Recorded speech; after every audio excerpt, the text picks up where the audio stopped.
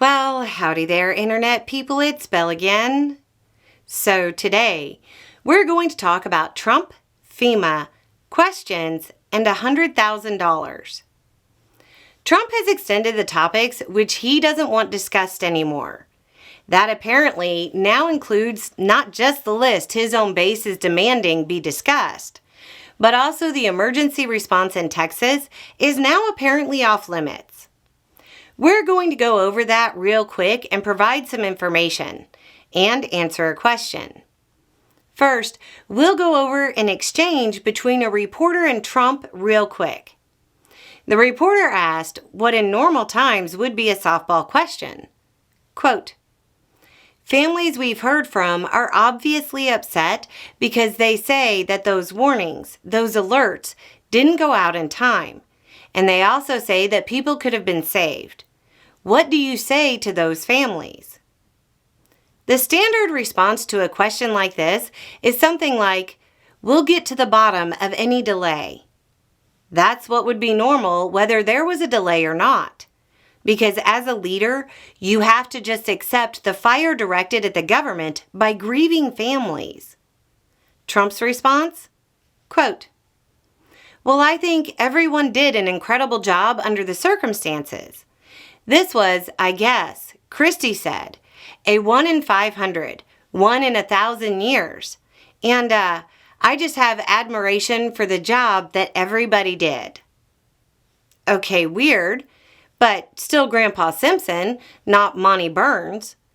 Then he added, quote, "Only a bad person would ask a question like that, to be honest with you. I don't know who you are, but only a very evil person would ask a question like that." Trump may not remember what he was asked, and maybe he was saying the reporter shouldn't have relayed the question.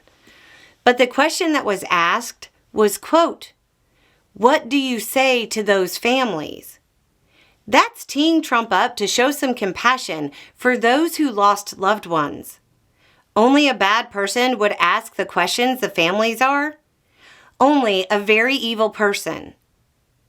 Documents continue to surface suggesting major delays in response by authorities, going well beyond the delays and alerts going out. The big one so far seems to be centered on the Homeland Security Secretary's policy of requiring her signature for expenditures of $100,000 or more.